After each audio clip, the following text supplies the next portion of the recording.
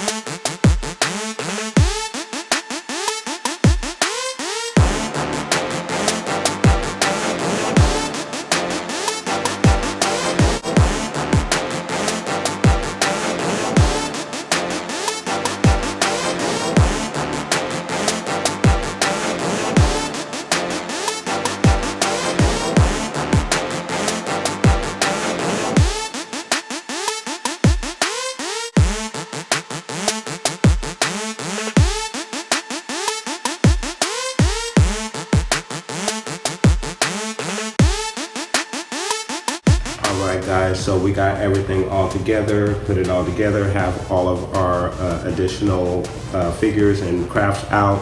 So we're going to take a look at the boxes on each one of the crafts first.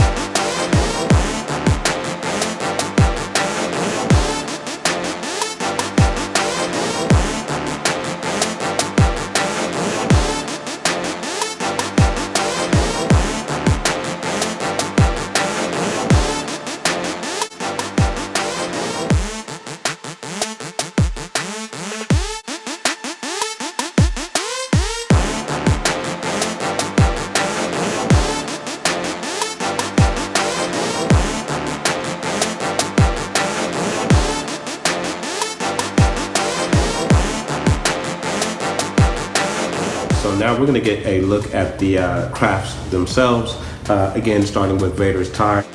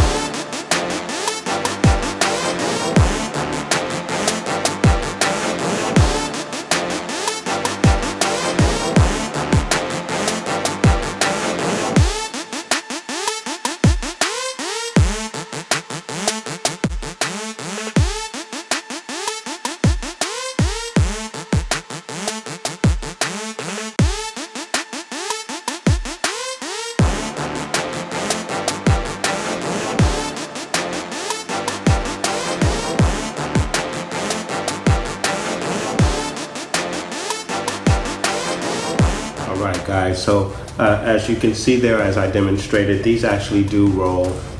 So you can push them along, and your kids can actually play with them and roll them around, and so it works in that fashion as well, which is actually very, very neat. So next up, we're going to take a look at the various figures that are available. There are other figures that are available that I did not pick up. Probably in the future I will pick those figures up, but we're going to look at Vader, the Stormtrooper New Hope version, and then we're also going to look at R2 and C-3PO. All right, guys, so we're going to get a look at some of the figures here that are available for the Death Star diorama from Takara Tomy. So starting with the Stormtrooper here, we're going to get a look at the boxes for each one of these figures.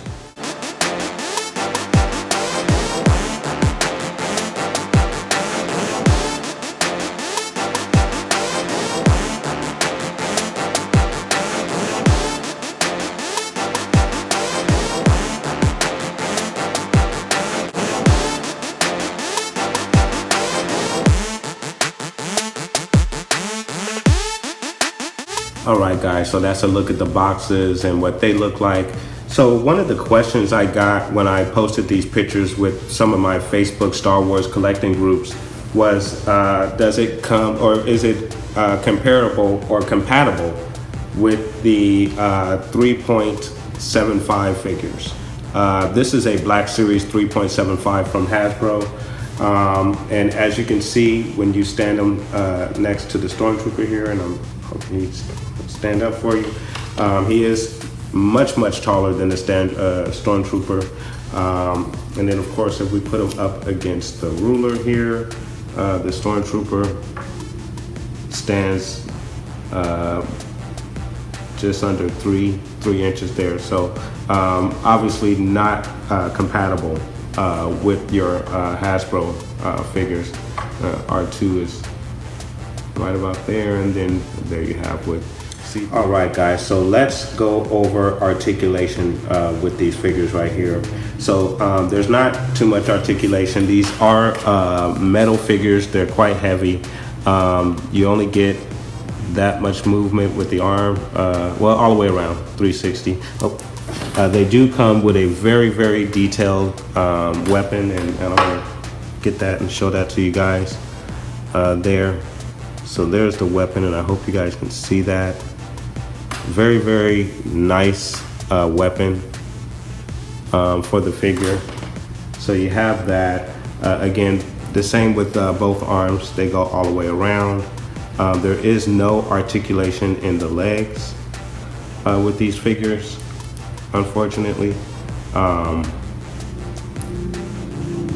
So, and that's standard for all of these figures. Now, as for R2, who is just a bit different there, R2, his legs do move forward and back. The back legs, the hind legs, I guess you would call them.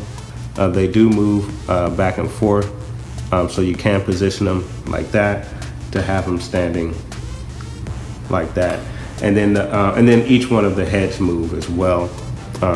You get head movement, not too much, and a bit of a twist in the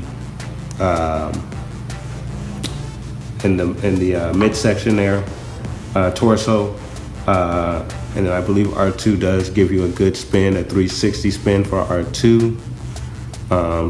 So you can position the heads in certain manners. C-3PO, same thing. Get a little turn there and there. Little more than the Stormtrooper, you get a pretty good swivel in the torso with him, so that's pretty good. Darth Vader. Now with Darth Vader's cape, I'm sure, because this is all plastic, molded plastic here with the cape, and then you get more here with Vader. And then this is his sword, and the sword is obviously curved, unfortunately, so I'm gonna have to heat that up and get it straightened out. And then same thing, typical articulation with all of these figures, the human form figures. It's just the movement in the legs.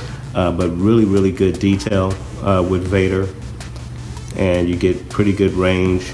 You can turn the head pretty good, and then again the torso is probably nothing at all actually, because of the cape and the molding of the cape. Unfortunately, you don't get a torso twist, excuse me, with Vader, but it does look like he has the midsection for it, and maybe there is a way to disconnect the cape. I haven't tried that yet. I don't want to actually. I can leave him posed just like that, but it does seem that he has a split there where you can turn the torso if you needed to, but it most definitely will have to be done without the cape. So and I'm good on that. I'm not going to try that. So that's a look at the articulation on these figures. Now let's get everything set up in the diorama itself and get a look at that, guys. So we're going to take a look. And then here we have the lasers for the cannon, which is right here, and it is movable. You can move it around, and it does actually fire, and I will demonstrate that in just a moment. As a matter of fact, I'm going to try to give you guys a 3D shot of that firing cannon. Give me one moment. See, let's see if we can get that there. You ready? And it does fire, and it shoots quite a ways actually. It just shot right across the room, past the camera, as you guys can see there.